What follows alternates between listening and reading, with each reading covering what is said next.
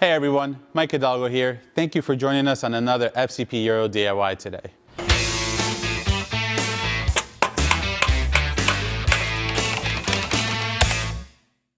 Today we're going to be showing you how to replace the front control arms on your 911. What's pretty cool about the 996 chassis is that the control arms are pretty much identical on all four corners. So you could basically say that if you're looking to do your rear arms, you could use this video roughly as well. Today we're going to be replacing the arms with these Meyle units that I have here in front of me. We have a kit on the site that you can go ahead and do everything from the arms, the tie rods, you name it. Today we're just going to be focusing on the control arms, however.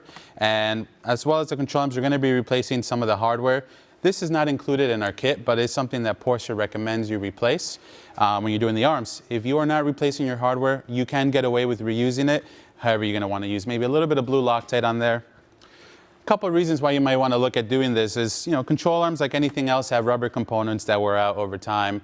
On these 996s, they typically last about 80 to 100,000 miles with normal driving. However, if you're tracking your car or you live in an area with really bad roads, like we do in New England, you may want to look into replacing them sooner than later. On our car, from what we could see, they are original as far as I can tell. They've never been replaced, and you can feel a little bit of slop in the front end. So as we go through the DIY, we'll compare the old arms to the new arms and see how worn they actually are. Now that we have the parts covered and what we're going to be doing today, let's take a look at the tools we're going to need for this DIY. For this control arm DIY, we have a couple of basic tools. Wrenches are going to be your best friend, and ratcheting wrenches are going to be your even better friend. We have a different array on our table. We're using a 21 millimeter, a couple different 18 and a couple different 16 millimeter wrenches. Another thing that's really nice is a ball joint separator tool. I'm using a scissor style one. You can use one of these. You can use a pickle fork. Either one will help to get the ball joint freed out from the wheel carrier. We have a couple different sockets as well, a couple different 18s, 21s, as well as a 16. A T40, which is going to be used to counterhold the inner ball joint on our old control arm. Crow's foot are also very helpful when dealing with tight spaces and you need to torque stuff down. So if you can, get yourself a set. However, not completely necessary, but it makes your life easier. Flathead screwdriver as well as a right angle pick. That's going to be helpful for prying our little air ducts off of our lower control arms, the forward ones. And then, like always, you have a couple different ratchets. I'm using an impact instead of a 1/2-inch ratchet, just because we have it here at the shop, but not a necessity, although it makes life easier. And then we have a couple different torque wrenches that give us a couple different values. And just some nice to haves in case you need them is a hammer. I'm using a rubber mallet as well as a traditional style metal hammer. So overall, not too bad. Now we have our tools covered, let's get started on this DIY. All right, my good people, thank you for joining us underneath the car. As always, make sure you're being safe if you're working on the garage floor or on the lift. Use jack stands, be safe. We're going to start by removing the front forward control arm on our 996. I'm going to start with the bolt towards the subframe. It's going to be an 18 millimeter. It's going to use my impact and an 18 millimeter socket to get it off. There is no nut on the receiving end, it just threads into the subframe, so that's that. And then for the forward mounting point, you're going to have an 18 millimeter bolt head on the bottom, and you're going to want to counterhold with a 21 millimeter socket up top. Now we can go ahead and work on removing this arm from the main lower control arm here. I like to start on the end where the subframe is and kind of wiggle it out from its home towards the front of the car. Oh, there we go. So you saw I pulled it off the control arm first instead. Once I do that, then you can give it a couple wiggles, and out it comes. So you can see our ball joint end has some decent play on it. The new Meyle arm is pretty stout. Now we can go ahead and get ready to remove our lower control arm. You're going to need an 18 millimeter and a 16 millimeter wrench or socket. One side is going to be a counter hold, and the other side is going to be where we're going to be breaking free. So your 16 is going to be facing the back of the car, your 18 is going to be facing the front of the car.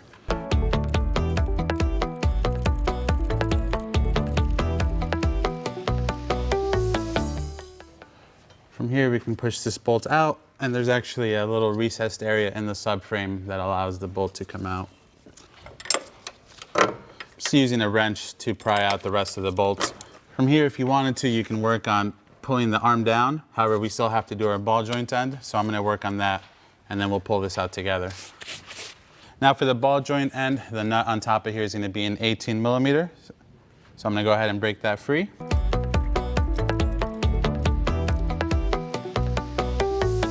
And then before I take the nut fully out, I'm going to go ahead and set up my ball joint separator tool so that we can use that to pop the ball joint through and then remove this arm in full.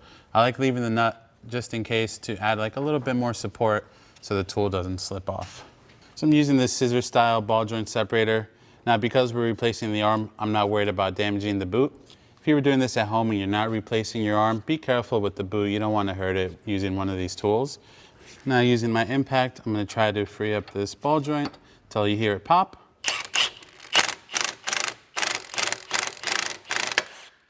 There it is. So now we're going to use a T40 Torx bit to counter hold the inside of the ball joint so that we can get our 18 millimeter nut off. If you're working on the ground, you can also use a floor jack and just put pressure on the tapered end to keep it from spinning. However, we're going to try this T40. It doesn't fit very well, so it's going to be a little crooked, so just fair warning.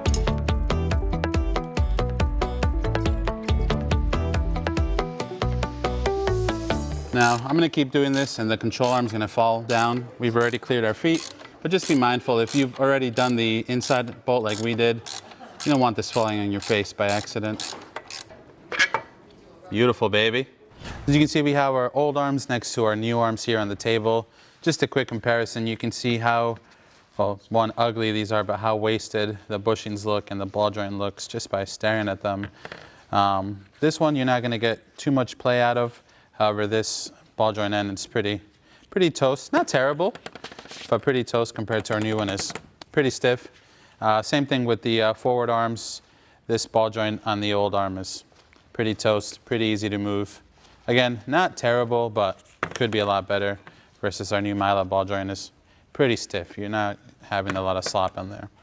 Now, the next thing to do is we're going to go ahead and transfer over our little wind deflector. This helps cool down the brakes from our old arm onto our new one. I'm just going to use a right angle pick and a flathead screwdriver to get that done. So let's get that together and then we'll go back to the car and put these arms in.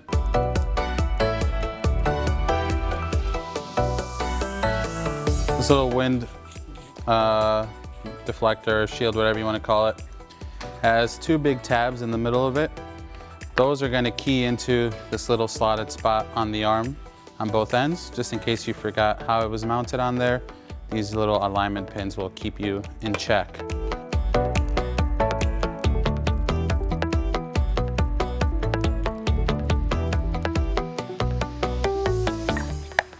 There's one, and there's two. I'm just going to make sure my tabs are all in the right spot, and then we can go ahead and reinstall this on the vehicle. Now we have our arms ready to install. We're going to go ahead and start with our lower control arm. I like to do the bushing end on the subframe first so that I have something that holds it into place. I've already set up my bolt ahead of time just in the space where it's going to go through so that once I line up this bushing, I can just push the bolt through. And then I'll start my nut on the other side.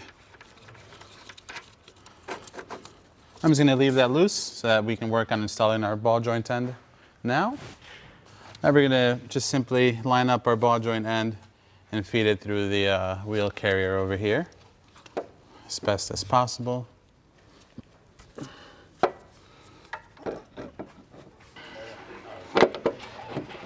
There we go. Now we have our ball joint slipped into the carrier. We're going to go ahead and install our 18 millimeter nut.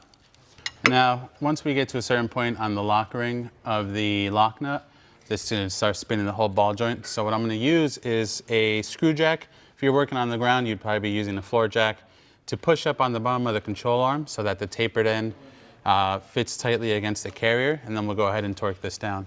Now I have my screw jack set up. I'm going to go ahead and put some pressure on it so I can go ahead and tighten down that ball joint. This is also going to help me because when we tighten down our inboard bushing, you want to tighten it at ride height so we can kind of knock two birds out with one stone at the same time. Now we have our 18 millimeter seated. You want to go ahead and torque this nut down to 56 foot-pounds. I'm going to try to get in there with this crow's foot and torque it down. You hear that? That's freaking good. While we have this raised and we have the vehicle sitting at ride height, we're going to go ahead and now tighten down our rear subframe bushing bolts for the rear of the control arm.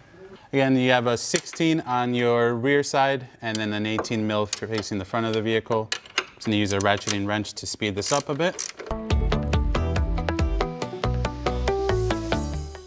All right, now that I have that snug up, we want to go ahead and torque this to 89 foot-pounds.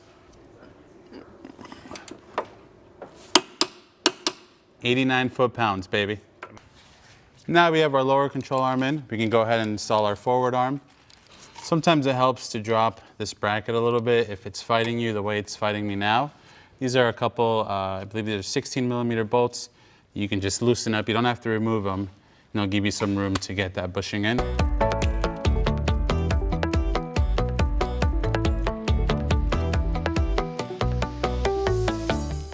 Now we can go ahead and start our bolt back here. That holds us in place. Then we'll snug these two back up and torque this down.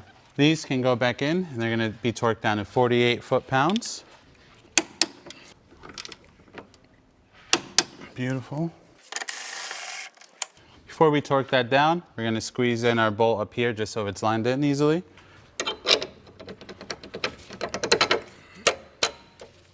Put our nut on top. This we're going to torque to 118 foot-pounds.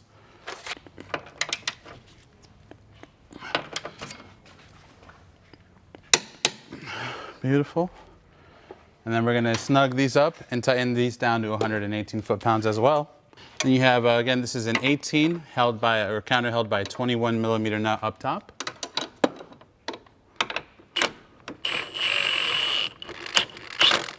And we're going to torque it down to 118 foot-pounds.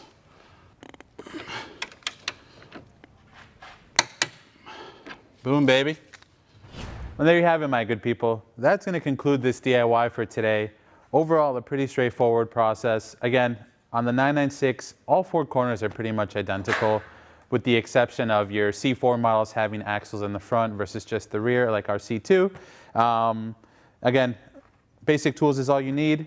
Every 80 to 100,000 miles if you're doing normal driving. And if you're doing any spirited driving or track driving, you might want to consider looking at your arms sooner than later, especially if you haven't done them before. We hope you liked this video. If you guys did so, please leave a thumbs up. If you have any questions or comments on what we did today, make sure you leave those in the comment box below. And if you like this DIY and you want to see more like them, please consider subscribing. We make new DIYs all the time. As always, thank you for watching. We'll catch you on the next one.